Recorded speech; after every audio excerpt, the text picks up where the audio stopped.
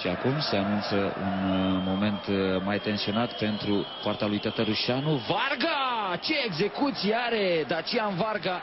El este golgheterul sportului în acest sezon. Are 5 goluri marcate și 3 pase decisive.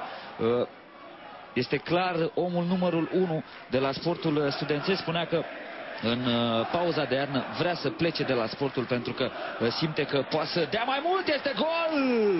Este gol pentru sportul! Ce surpriză în Ghencea!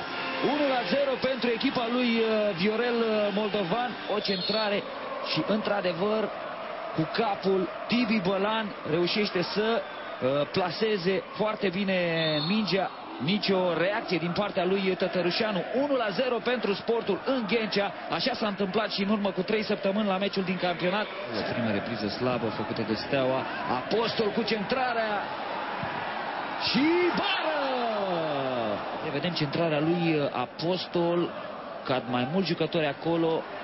Șutul lui Surdu se duce în bară. Faza a continuat, însă accidentarea pare destul de serioasă. Și Cristi Irimia a căzut acolo. Ne dăm seama destul de greu despre cine este vorba. Pentru a scăpa din marcajul bun al stoperilor sportului, o centrare înaltă, greșește Niculescu! Ce ocazie ratează Sechei! Pe lângă poarta sportului revedem una dintre marile ocazii ale primei reprize. János Sechei, nici el nu se aștepta la o asemenea gafă din partea portarului Niculescu. János Sechei acum, Sechei intră în careu, lângă el este Martinovic, centrarea lui Sechei. Se dau lupte grele în careul lui Niculescu și apare extraordinar portarul sportului. Noi revedem însă șansa uluitoare de egalare a celor de la Steaua. Într-adevăr, la Tovlevic respinge Niculescu. A fost execuție pe portar. O nouă minge aruncată în atac cu Desteliș, Capetanos, Surdu pentru Cosmin Matei. Cosmin Matei și la un pas de 1-1. Gol în continuare, însă 1-0 pentru sportul. Oare cât vor mai rezista jucătorii lui Viorel Moldovan? Iată aici disperarea din apărarea celor de la sportul studențesc. Bună centrare în gura porții a lui Cosmin Matei. Atacul sportului cu Irimia.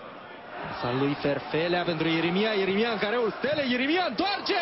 Ce ocazie! Acest timp, minutul 71 la scorul de 2-0. Meciul s-ar fi închis. Execuție bună. Steaua sportul 0-1. Gol marcat de Tibi Bălan în minutul 18. Steaua aleargă însă cu disperare după golul egalării la Tovlevic și gol!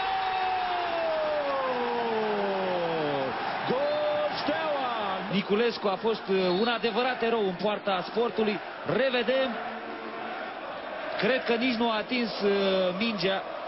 La Tovlevic mai degrabă ar fi autorul acestui gol. Martinovic nu atinge mingea. Niculescu este păcălit.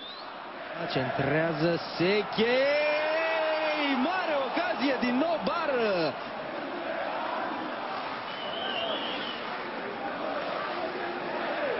De acolo e greu să ratezi.